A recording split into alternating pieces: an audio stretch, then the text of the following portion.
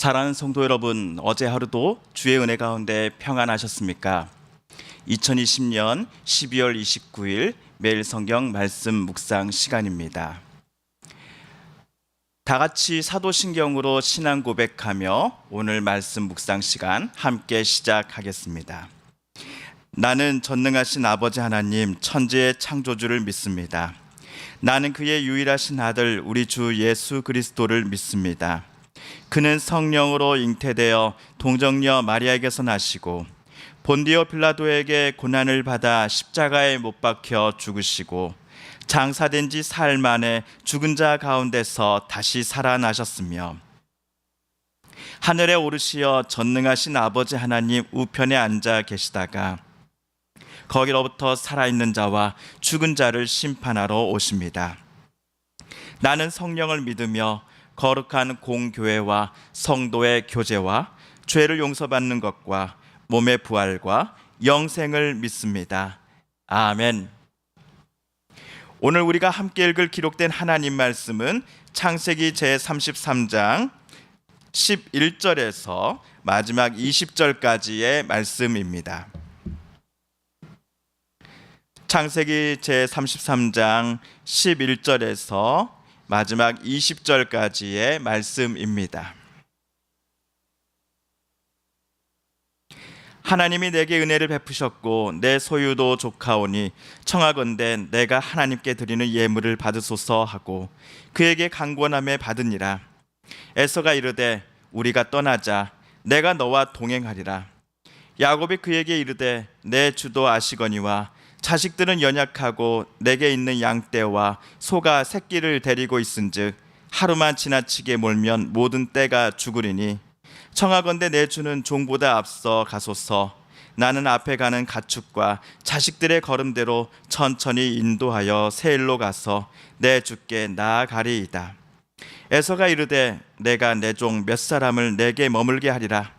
야곱이 이르되 어찌하여 그리하리이까?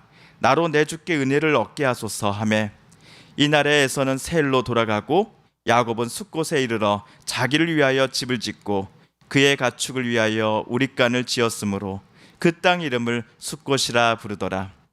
야곱이 밧단 아람에서부터 평안히 가나안 땅 세겜 성읍에 이르러 그 성읍 앞에 장막을 치고 그가 장막을 친 밭을 세겜의 아버지 하몰의 아들들의 손에서 백크시타에 샀으며 거기에 제단을 쌓고 그 이름을 엘렐로헤 이스라엘이라 불렀더라.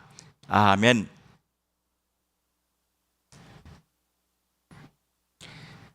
지금 영상이 나가지 않고 대신 음성만 나가고 있다고 합니다. 좀 이따 편집본에서는 영상과 함께 또 나갈 수 있도록 준비를 해놓도록 하겠습니다. 아침에 묵상하시는 분들께 다시 한번 죄송하다는 말씀 드립니다. 지난주 목요일 24일 아침에 우리는 32장 1절에서 10절까지 말씀 함께 묵상했습니다. 장자권 사건으로 야곱은 형 에서가 무서워서 고향집에서 외삼촌 댁으로 도망쳐 나왔지요. 에서는 야곱을 반드시 죽이겠다라고 말하고 다녔기 때문이었습니다. 야곱은 라헬과 결혼하기 위해 외삼촌을 위해 20년을 일하였습니다. 그때 하나님께서 야곱에게 고향 땅으로 되돌아갈 것을 명령하셨고 야곱은 하나님 말씀대로 순종하며 밧단 아람을 떠나 고향집을 향해 출발하였습니다. 그런데 야곱은 고향집에 들르기 앞서서 형님께 사람을 시켜 인사를 전했습니다.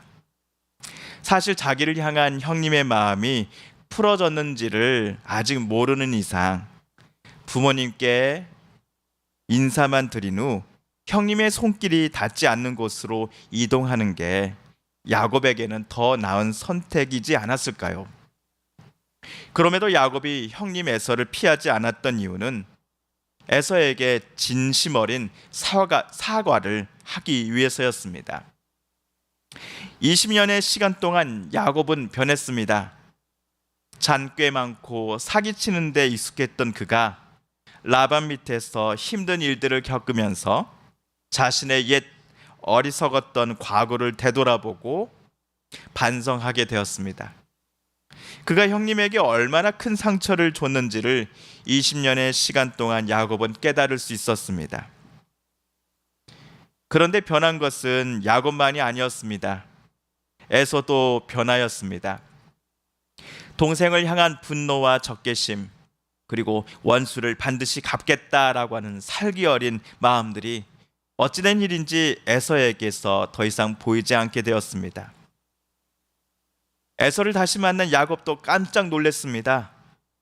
형님의 얼굴을 뵈니 마치 하나님의 얼굴을 뵙는 듯합니다 라고 야곱이 말한 데에는 에서의 표정과 또 동생을 대하는 태도가 20년 전과는 완전히 달라져 있음을 야곱도 느낄 수 있었기 때문이었습니다. 아마도 하나님께서 에서의 마음을 만져주셨기 때문이지 않았을까요? 또한 하나님의 역사하심에 에서 또한 순종하며 하나님께 자신의 삶의 모든 것들을 주도권을 내놓았기 때문은 아니었을까요? 2020년 이제 딱 3일이 남았습니다. 새해가 이제 곧 다가옵니다. 한 해를 마무리하며 새해를 준비하는 우리들 모두가 하나님께서 내 삶에 또 내 가정에 내 자녀들의 주인이심을 다시금 이 아침 고백해보고 싶습니다. 또한 하나님께서 내년의 삶 속에서도 우리들을 가장 선한 길로 인도해 주실 것을 믿으며 하나님께 나의 삶을, 내년도의 삶을 하나님께 온전히 의지하겠습니다 라고 기도드리기를 원합니다. 한편 11절을 보시면 야곱이 하나님께 드리는 예물을 받으소서 하고 그에게 간구하매 결국 에서가 동생이 주는 예물을 받기로 하는 장면이 나옵니다.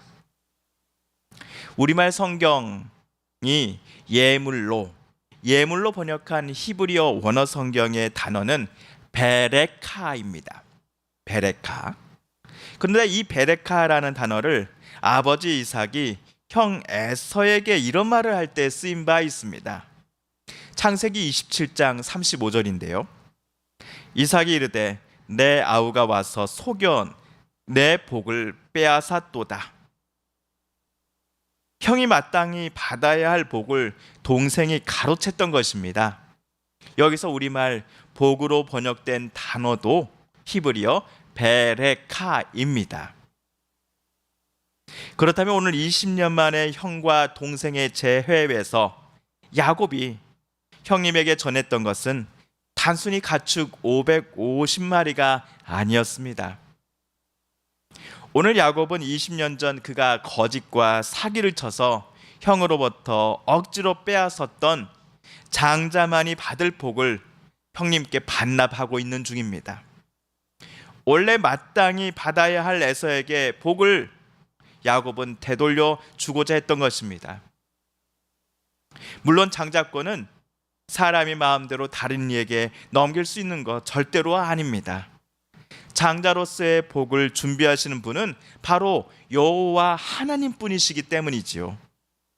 그럼에도 야곱은 본인이 받아서는 안 될 장자권을 아버지와 형을 속여서 자기가 빼앗은 일이 잘못된 일임을 인정하고 이것을 원래 받아야 할 사람인 형님께 오늘 반환하고자 했던 것입니다. 그렇게 오늘 성경을 쓴 사람은 야곱이 진실한 마음으로 형님 에서에게 사과를 하며 용서를 구하고자 했음을 히브리어 단어 베레카, 즉 선물을 형님께 돌려주고자 하는 모습을 통해 우리에게 말해주고 있는 것입니다. 다행히도 형에서는 야곱의 사과를 기쁘게 받아주었습니다. 그리고 에서는 동생 야곱과 그의 가족들에게 세일로 함께 이동하자라고 말합니다. 세일은 에서가 결혼 후 출가하여 살고 있었던 곳입니다.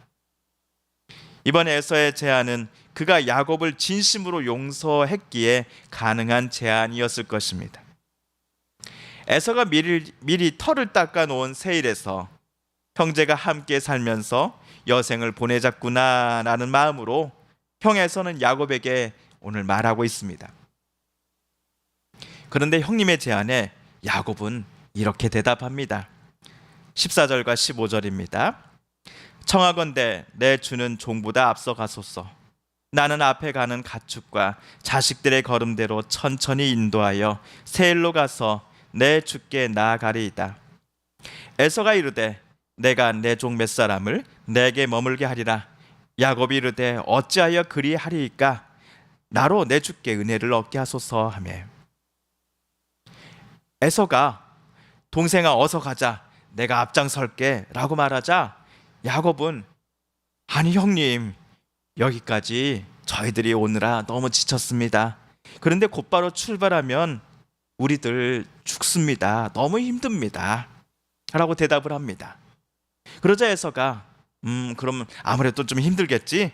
그럼 동생아, 내가 먼저 세일로 가 있을 테니 나랑 같이 온 사람들 중에 몇 사람을 너희 무리 가운데 남겨둘게.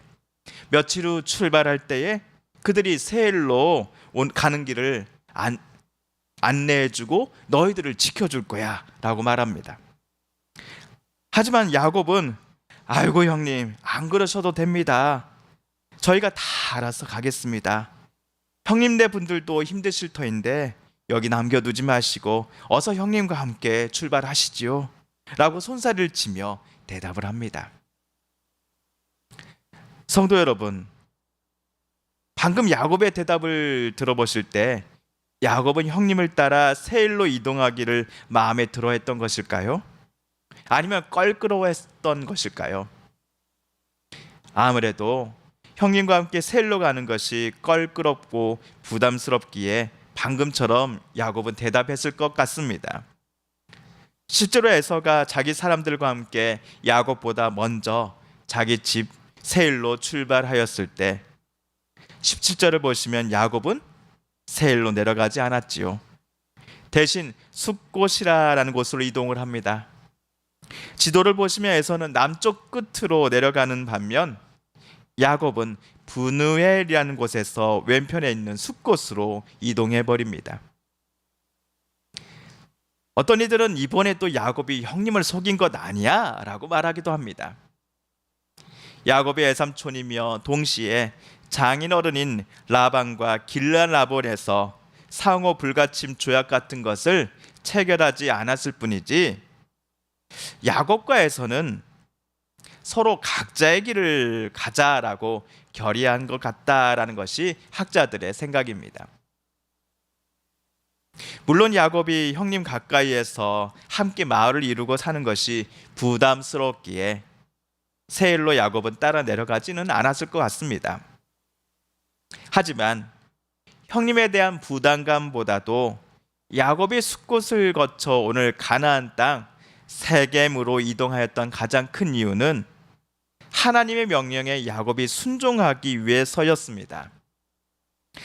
창세기 33장 13절입니다. 나는 베델의 하나님이라. 내가 거기서 기둥에 기름을 붓고 거기서 내게 서원하였으니 지금 일어나 이곳을 떠나서 내 출생지로 돌아가라 하셨느니라. 하나님께서 야곱에게 밧단 아람을 출발하여 떠나라 하고 지시하신 땅은 세일이 아니라 베델에 있는 가나안 땅이었습니다. 그래서 야곱은 형님이 이미 터를 닦아놓은 세일 지방이 아니라 하나님의 명령에 따라 가나안 땅을 향한 여정을 다시 시작합니다. 가나안 땅 세겜에 도착한 야곱은 세겜의 아버지 하몰의 아들들에게서 은 백냥치의 땅을 샀습니다. 그리고 거기에서 제단을 쌓았습니다. 20절에 거기에 제단을 쌓고 그 이름을 엘렐로헤 이스라엘이라 불렀더라. 엘렐로헤 이스라엘, 하나님, 이스라엘의 하나님이라는 뜻의 히브리어입니다. 이스라엘은 야곱의 새 이름입니다. 하나님께서 주신 새 이름입니다. 하나님은 나 야곱의 하나님이십니다라는 의미의 고백이 엘렐로헤 이스라엘입니다. 지금까지 하나님은 내 아버지 이삭의 하나님, 내 할아버지 아브라함의 하나님일 뿐이었습니다. 그러나 이제 야곱에게 하나님은 나 야곱, 나 이스라엘의 하나님이십니다라고 고백되고 있습니다. 그런데 이곳 세겜 땅에 머무는 동안 야곱 가족에게 너무나 슬프고 견디기 힘든 사건이 밀어닥치게 됩니다. 이에 대해서는 내일 말씀 묵상을 통해서 좀 더 살펴보도록 하겠습니다. 사랑하는 성도 여러분, 오늘 우리가 읽은 창세기 말씀을 통하여 하나님께서 저와 여러분에게 주신 말씀, 도전과 응원의 말씀을 기억하며 이 시간 우리 함께 기도드리기를 원합니다. 또한 우리 성도님들과 가족들 중에 하나님의 고쳐주심과 일으켜 세워주심을 놓고 또 회복시켜 주심을 놓고 간절히 기도하는 분들이 계십니다. 이 시간 우리 그분들의 이름을 부르며 함께 간절히 기도드리십시다. 하나님, 코로나19가 이 나라의 땅을, 온 세상을 참으로 힘들고 또 고통 가운데 몰아넣고 있습니다. 하나님, 신음하는 온 세상을 불쌍히 여겨주시고 도와주소서, 치료하여 주소서, 구원하여 주소서. 마지막으로 우리가 가지고 나온 간절한 기도 제목 하나님께 아뢰며 하나님의 은혜 보좌 앞으로 더 가까이 나아가도록 하겠습니다. 함께 기도합니다.